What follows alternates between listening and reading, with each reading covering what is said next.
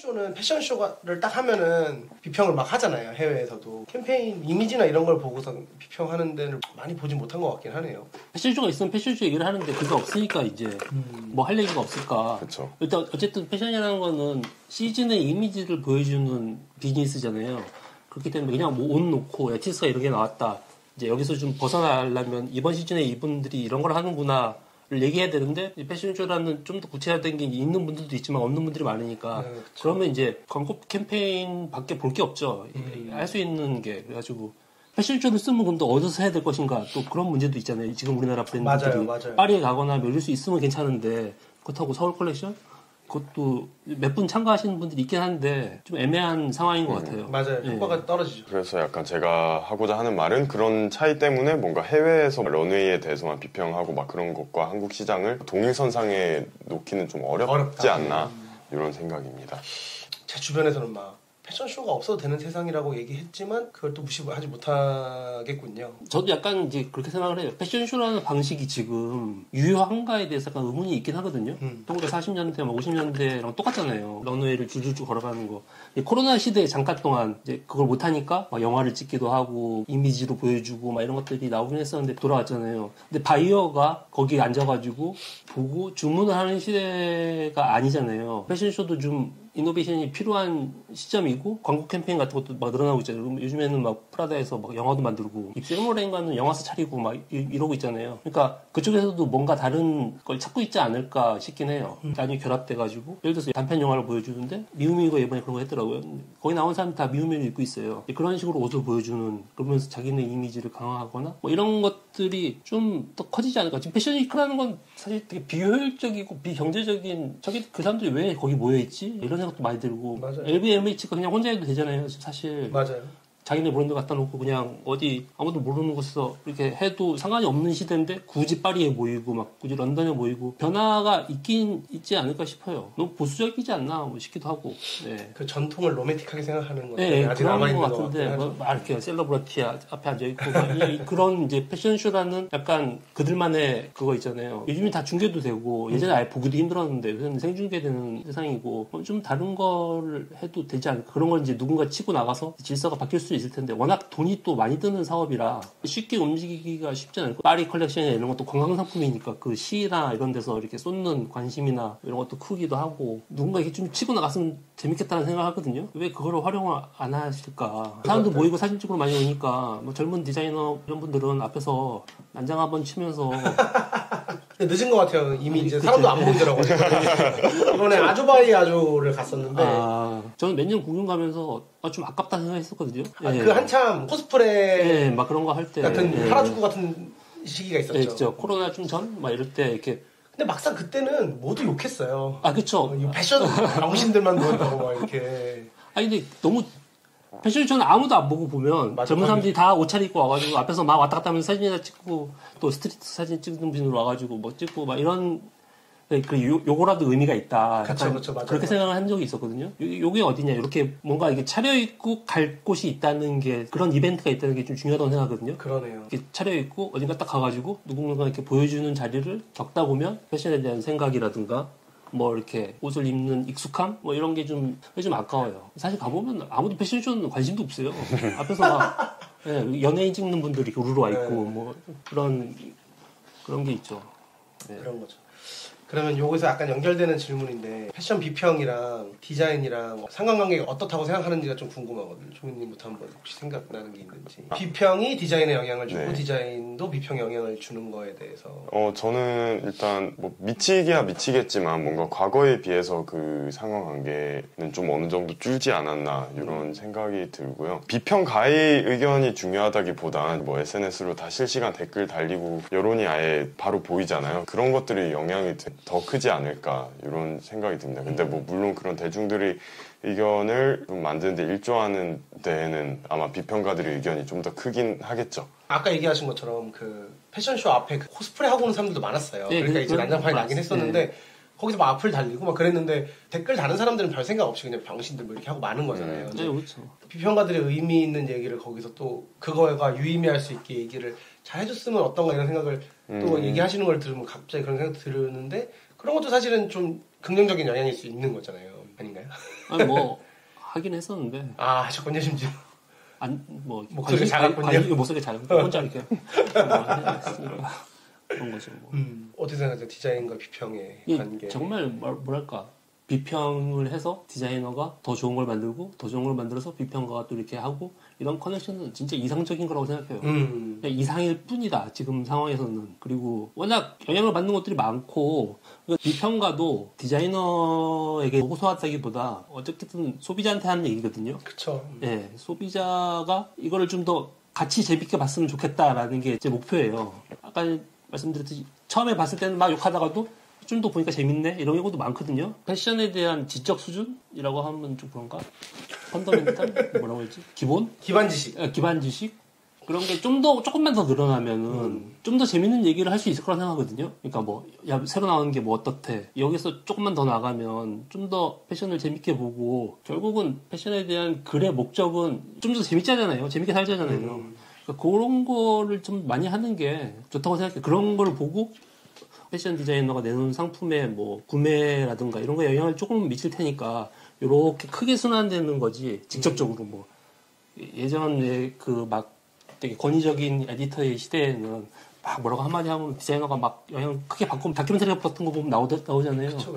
그런 시대는 진짜 아니니까 좀 더 큰 흐름을 가지고 이렇게 도는 게 지금 우리가 꿈꿀 수 있는 좀 더 재밌는 패션 얘기를 할 수 있는 바탕이 되지 않을까. 예전에 비하면 확실히 패션에 대한 얘기를 하는 사람들이 많아지긴 했어요. 예전하고 비교가 안 되죠. 예전에는 진짜 아무도 얘기 안 했는데. 지금 유튜브에 엄청 많죠. 네, 유튜브도 많고 또 이제 접할 수 있는 기회가 워낙 많아졌다 보니까 인스타그램 조금만 팔로잉하면 알고리즘이 다 앞에서 이렇게 유튜브도 그렇고 알고리즘이 거의 모든 걸 지배하는 세상이니까 계속 보여주잖아요. 새로운 것들을. 이제 그런 상황이니까 거기서 조금만 더 약간 뭐랄까 이 사람들이 지금 뭐 하는 거지? 라는 궁금을 갖고 좀 찾아보고 그러다 보면 이제 글도 만나게 되고 글도 만나면 조금 더 알게 됐으니까 이 사람들이 뭐 하는지 좀 이해하게 되고 아 이게 더 재밌네. 뭐 이런 정도가 갈 길이 아닌가 생각합니다. 그러니까 디자이너와 크리틱의 관계 뭐 이게 이거는 이제 지금은 좀 의미 없고 지금은 어려운 것 같아요. 예. 그러면은 한국에서 약간 패션 비평의 미래 전망 그런 걸 어떻게 생각하세요? 사실 어쨌든 지금 그걸 하고 있는 사람은 아직 제대로 하고 있는 사람 없는 것 같거든요. 그러니까 한국 패션 시장을 제대로 큰 그림 보고 해설하는 사람은 별로 없는 것 같은데 그렇죠. 패션 비평의 미래 좀 너무 거창하지만 네, 전 일단 아무래도 지금 당장 근 1년 동안만 해도 뭔가 이런 정보들을 다루는 페이지들이 되게 많이 늘어났잖아요. 맞아, 근데 뭐 물론 단순 정보성 계정들이 대부분이긴 하지만 분명 그 중에도 비평을 하는 그런 페이지들이 일부 있단 말이에요. 그래서 그런 곳들이 점점 늘면서 약간 그런 마이크로 인플루언서들이 주도하는 그런 비평도 아무래도 더 중요해질 것 같고요. 지면 잡지나 그런 데서 내놓는 의견이 권위는 또 예전에 비해서 좀 많이 축소되는 것 같더라고요. 저보다 어린 친구들 같은 경우에는 아예 보지도 않죠. 네, 아예 안 보더라고요. 군대에서도 제가 좀 많이 느꼈던 건데 그래서 좀 아무래도 그런 개인 인플루언서나 아니면 뭐 유튜버들이 영향력이 훨씬 더 커질 텐데 대신 그 중심을 잡게끔 도와주는 그런 사람 또 어느 정도 좀 등장해야 되지 않을까. 근 3달 동안 막 그 인스타에 새로 페이지가 생기면 신규 계정 요 파란 딱지 같은 게 뜨잖아요. 뭐지 마크가 붙어있는 매거진만 한 10몇 개를 봤어요. 저는 알고리즘이 다 그쪽에 설정되어 있으니까. 그런데 그 중에는 되게 괜찮은 것들도 있는데 저기는 제가 되게 좋아합니다. 아니 이거 그냥 샤라웃 해버려야겠다. 네네. AOCM이라고 그냥 보시면 아니 옛날에 서울 패션 라디오 초창기에 할 때처럼 막 다 까는 거예요. 엄청 잘 까길래 DM 했는데 안 쉽더라고요. 그래요? 그래서 아니 얼굴 가려줄 테니까 나오라고. 약간 좀 연륜이 있으신 분 같고 전 유일하게 지금 제일 재밌게 보고 있는 곳입니다. 여기는. 그래서 아니 그래서 제가 팔로워가 300이었거든요. 벌써 네네. 1000 됐네. 한 일주일도 안 되는 것 같은데 이상한 사람들이 쓰는 거의 매일 올라오니까 또. 그래서 종현 씨죠? 재밌더라고요. 말해요 솔직히. 네, 아니 저는 요즘 약간 굳게 혼자서 다짐하는 게 누굴 까진 말자. 이게 새로 생긴 까야 재밌어요. 적을 만들지 말자 이거여서. 너무 이제 얼굴 까니까 적을 안 만들려고. 그 패션 비평 이후 전망 사실 거의 얘기해 주셨지만 정말 그러니까 아까 처음에 이제 말씀드렸듯이 공급이 수요를 만들고 수요가 공급을 만들고 그런 거라고 생각해요. 공급하는 사람들이 조금 있지만 또 이제 수요도 조금 있잖아요. 좀 서로가 이렇게 좀 봐줘야 좀 늘어나지 않을까 싶기도 하고 약간 패션이 특히 영화는 좀 지적인 분위기가 있죠. 그래도 평론하시는 분들이 예전부터 있었으니까 패션 같은 경우에는 소비재다라는 생각을 하시는 분들이 워낙 많기 때문에 좀 그런 식으로 접근하는 게 아직 흔하진 않은 것 같아요. 이제 아직도. 예, 아직도 그래요. 저 사실 문화예술, 뭐 영화 이런 것들이 다 이렇게 결집돼 있는 이제 장 중에 하나인데 왜 이걸 그냥 흘려보낼까 좀 이런 생각도 많이 했었거든요. 대자보를 들여가지고 막 이것저것 하고 있잖아요. 그리고 좀 관심 있게 보는 유행하는 아이템이 뭔지 이런 거에 관심을 갖는 것도 중요하지만 무슨 활동을 하는구나 이런 거에 관심을 좀 가지면 더 재밌고 윤택한 패션 생활을 할 수 있지 않을까. 되게 원론적인 이야기네요. 그렇긴 하지만 아니 원론적인 얘기 해달라고. 아니 근데 이게 진짜 이 얼마 전에 다큐멘터리를 보는데 네. 드라마죠. 그 애플 TV에 그 샤넬하고 뭐 디오르하고 이렇게 40년대, 50년대 네네네. 뭐 그걸 봤는데 50년대인데 디올이 소르본네에서 강연하는 게 나와요. 이제 소르본네에서 처음으로 패션 디자이너를 초대했다고 하더라고요. 스타 디자이너예요. 막 사람들이 막 학생들이 모여가지고 그 지적 호기심이 가득 찬 그런 거가 50년대에 있었거든요. 근데 지금 이제 그런 일이 있긴 되게 어렵겠지만은 뭐 이제 버즈라블로 같은 경우도 대학 가서 강연하고 막 했잖아요. 예. 이 관심을 가지면 그런 사람도 나온다. 그런 사람이 없어서 문제가 아니라 관심을 가져야 그런 사람이 분명히 패션 쪽에도 그런 분들이 많이 있거든요. 예. 한국 디자이너를 저를 만나서 네. 얘기해보면 임동준도 뭐 서해인도 다 그런 사람들이에요. 진짜. 임동준 씨 마침 최근에 그 애플 매장에서 강연하는데 사람들 꽉 채워가지고 하시더라고요. 그게 계속 선순환이 돼야 더 컨텐츠도 풍부해지고 맞아요. 유입하는 사람도 늘어나고 뭐 그렇지 않을까 생각을 합니다. 예. 옛날 영화지만 악마는 프라다를 입는다 해서 그 네가 입은 파란색 그거 어떻게 나온지 아냐고 물어보는 그 나오잖아요. 네. 사실은 지금 무신사에서 마땡킴이 그렇게 하는 것도 결국에는 다 어딘가에서의 영향과 문화적인 기반 안에서 나온 걸 텐데. 그렇죠. 그런 걸 너무 약간 고지식하다고 생각하는 경향도 분명히 있는 것 같아요. 또 인터넷에도 그렇잖아요. 무슨 이거 뭔지 아냐 그러면 꼰대라고 막 뭐라고 하고 그런 경향이 있긴 한데 저는 하고 싶은 얘기 그래야 더 재밌다는 거예요. 그러니까 맞아요. 예, 조금 더 보면 좀 더 재밌어진다. 재밌는 게 더 좋지 않나 이왕이면.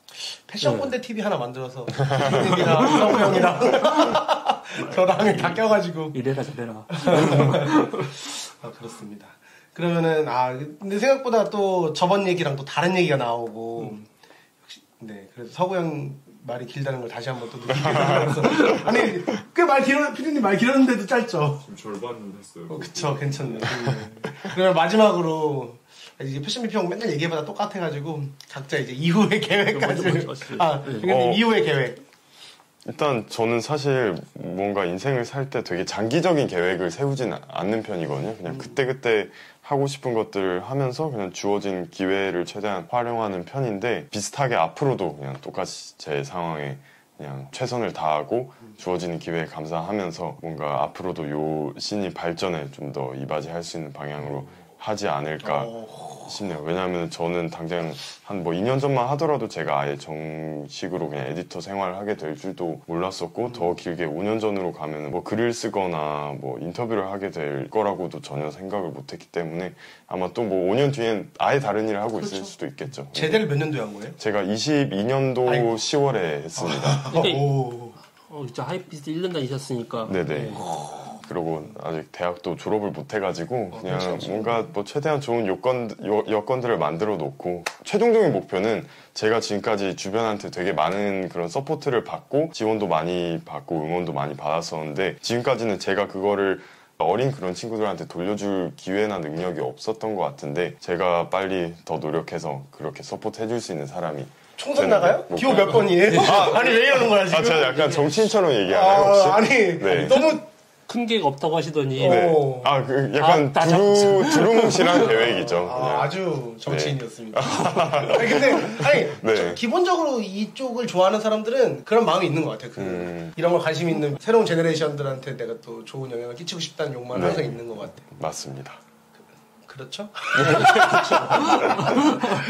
뭐 계속 새로운 사람이 밀려드는 게 또 패션 세상의 묘미 아니겠습니까? 맞아요. 예. 디자이너도 그렇고. 네, 디자이너도 그렇고, 뭐, 옛날에 있는 사람 다 사라지고, 또 새로 나타나고, 뭐.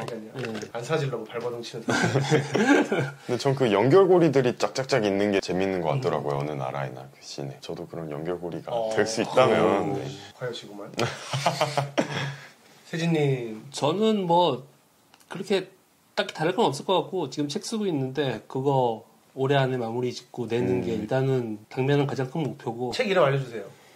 이름 아직 안 정했어요. 내용 알려주세요. 약간 레플리카 비슷한 제 책이 두 가지 방식이 있는데 하나는 이렇게 패션 전반에 대한 갑자기 책 광고를 하겠다. 광고해주세요. 책 광고.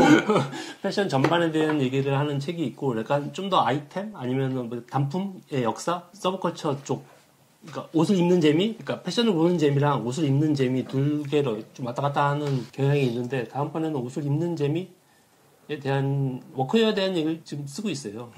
워크웨어 근데 너무 빨리 주류로 치고 들어오고 있어가지고 늦었다 치긴 한데 그래도 아니에요. 뭐 평생을 함께 할 만한 옷을 좀 찾는 여정에 그걸 좀 생각하고 있습니다. 네, 그런 활동을 하고 있으니까 많은 관심 부탁드립니다. 이게 가장 최근에 나온 책이죠. 예, 제일 최근에 이거 한번 소개해주시면 안 돼요? 이거는 이거의 후편 같은 건데요. 네, 패션 vs 패션 대 패션. 뭐라고 말씀드리기가 좀 애매한데. 왜 가려요? 책 소개해달라 그러니까. 부끄러워하지 마시고요. 당당하게. 코로나 시대에 대한 얘기예요. 그러니까 스트리트 패션이 딱 올라오면서 단절이 있었다고 생각하거든요.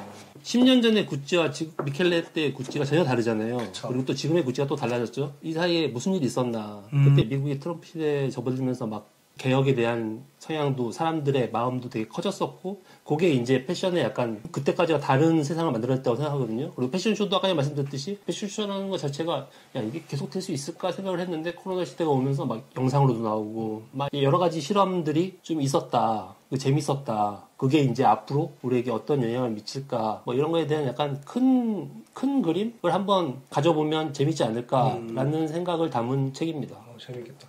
아니 진짜로 지금 다들 이런 얘기 하거든요. 요즘에 좀 재미가 없어. 근데 왜 재미없느냐면 코로나 시대가 졸라 흥미로웠던 것 같아요. 지금 생각해보니까 세상의 그 환경이 바뀌어버리니까 모든 게 적응해야 되잖아요. 그러니까 갑자기 개혁을 다 그리고 주도해가지고. 패션도 그런 게 있어요. 코로나 다음 시대가 왔는데 치고 나가는 사람이 없잖아요. 그러니까 다음이 뭐가 될지 모르니까 다들 약간 어영부영 맞아. 막 이것도 해보고 저것도 해보고 하는데 미켈레나 버지라블로나 댐나 나왔을 때나 코로나 전에는 그게 있었잖아요. 그런 사람이 나타나겠죠. 이 미래가 어떻게 결정될지를 모르니까. 하긴 넥스트 버질도 없고 넥스트 카니도 없으니까 좀 카니 망령이 자꾸 카니에는 정말 새 와이프 데리고 다니는 이상한 짓 하고 이상한 사람이 되더라고요.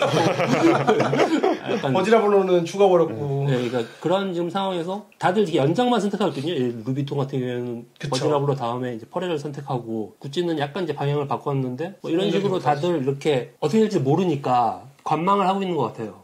예, 우리가 모르는 또 이제 젊은 사람은 어디서 그 끄집어 올라가지고 이렇게 확 치고 나갈 패션이 원래 계속 그렇게 흘러왔잖아요. 누군가 딱 나타나면 마르질라 딱 나오면 우르르 가고 뭐 헬무트랑 나오면 또 이런 거구나 하고 이렇게 가고 이런 식으로 원래 흘러왔던 장이기 때문에 이제 또 누가 나올 때까지는 좀 이렇게 가지 않을까. 그래서 좀 재미가 없는 것 같아요. 뭔가 이렇게 드디어 뭐가 나왔구나 하면서 이렇게 훅 가는 그럼 이제 몇 년 가버리잖아요. 이제 그런 재미가 있었는데 그리고 또 이제 너무 빠르기도 하고 텀이 그러니까 무슨 일이 있는지 정보의 격차들이 사람 사이에 너무 커가지고 당장 오늘 내일 일들을 아는 사람이 있는가 하면 한 반년 1년 있다가 세상에 이런 일이 있었구나 이렇게 하는 텀들이 점점점 커지고 있어가지고 또 그런 문제들도 있고 예. 야망 있는 분들 지금 튀어나가십시오. 예, 진짜 지금이 기회라고 Right now. 네. 또 한 10년 걸려 이거 지나가면. 그러니까 뭔가 이렇게 지금 뭔가 세상에 보여주고 싶으신 게 있으신 분들은 지금이 기회가 아닐까. 전 세계 사람들에게 전하고 싶은. 그래야 저 같은 사람도 재밌죠. 맞아요. 쓸거리가 생기니까. 네, 쓸거리도 생기고 볼거리도 생기고 와 이제 이런 게 시작됐구나. 재밌다. 약간 이런 게 있으니까. 네, 그렇습니다. 오늘 생각보다 또 아주 유익한 시간이었어요. 유익하신지 모르겠지만 두 분은 보시는 분들은 유익할 겁니다. 감사합니다. 네, 저는 뭐 지금까지 제가 어디 뭐 나가고 그러지 않았던 게 제 개인으로서는 너무 매력적이지 않고 뭔가 말도 잘 못하고 횡설수설하는 타입이라 생각했는데 역시나 오늘도 좀 횡설수설한 것 같아가지고 아니 횡설수설하지 않았어요. 일단 그분 사과드리고 더 말이 많았을 뿐이에요. 여기 트레이닝이 있는 사람이고. 네, 제가 말을 좀 잘 못한다는 걸 오늘 다시 느꼈고요. 목소리가 되게 좋으시니까. 그러니까 잘생기고 목소리 좋고. 감사합니다. 하여튼 다음번에는 뭐 더 좀 트레이닝을 받고 출연하도록 하겠습니다. 아니 저번 편도 서구 형이 말 많이 했는데 권가연 때문에 뷰가 많았어요. 그래요? 저는 뭐 그렇게 뷰를 끌어들일 사람이 아닌데. 그렇습니다. 네, 하여튼 그렇습니다. 네. 여기까지 봐주셔서 감사드립니다. 안녕. 감사합니다.